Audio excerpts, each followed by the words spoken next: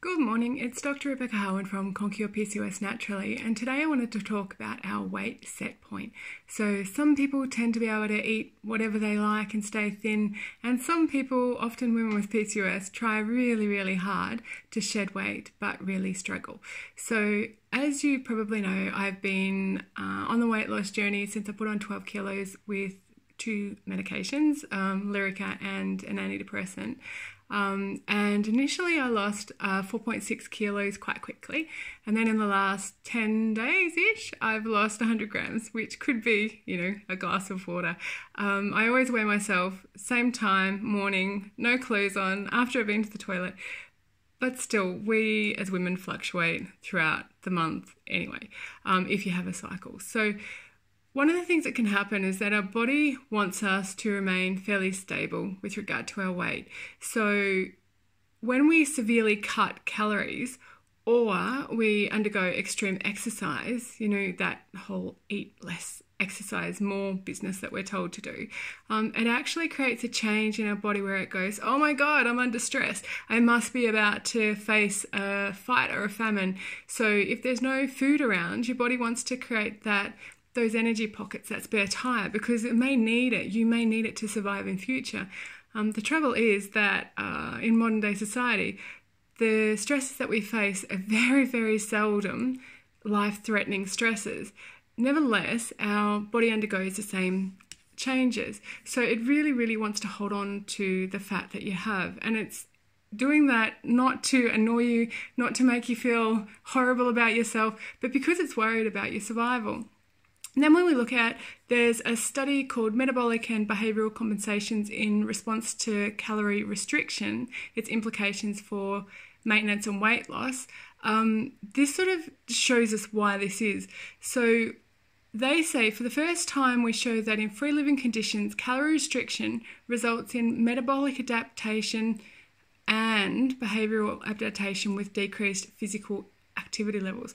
So when we drop our calories severely, our body reduces how much we exercise so that we can basically maintain our size. And also our metabolism drops. There was another study that shows that when we don't eat enough, our metabolism drops, it slows us down. It basically helps us to hold on to that fat.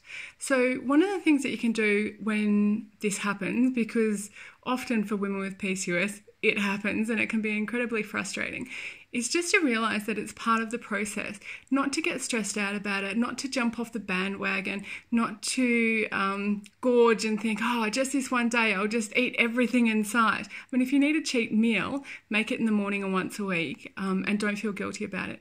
But often we can really lose the plot for several days because we're worried this thing isn't working anyway. Why am I depriving myself? It's not worth it. So don't do that.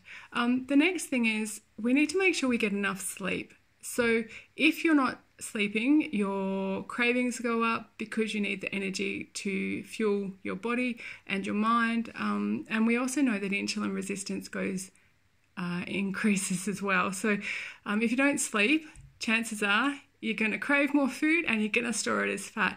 And again, that comes back to the stress response. So our body puts us into a state of insulin resistance so it can keep energy in our system running through our bloodstream so that we have the energy that we need to survive. The next thing is that stop severely limiting your calories.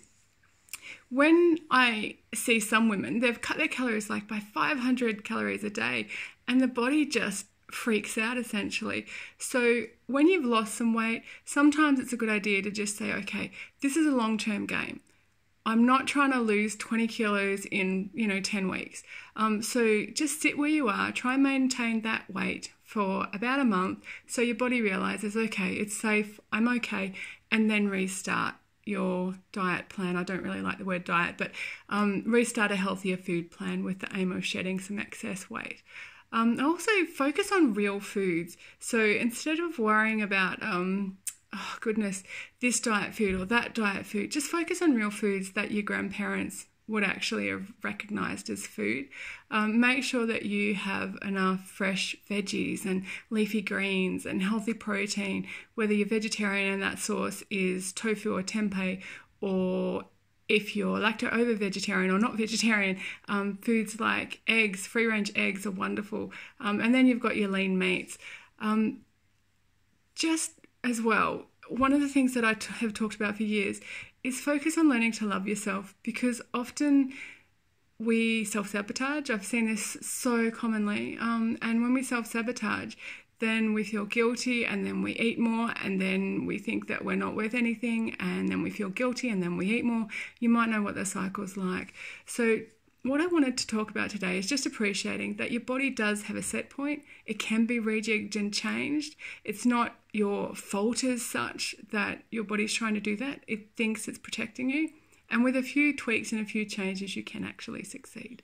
So I will shortly be also sharing a way that you can get a copy of my best-selling book, Conquer Your PCOS Naturally, for free, because I've seen so many women over the years just struggling so much, and this resource will really help you. So hit subscribe, share this video, and I will catch you next time. Bye.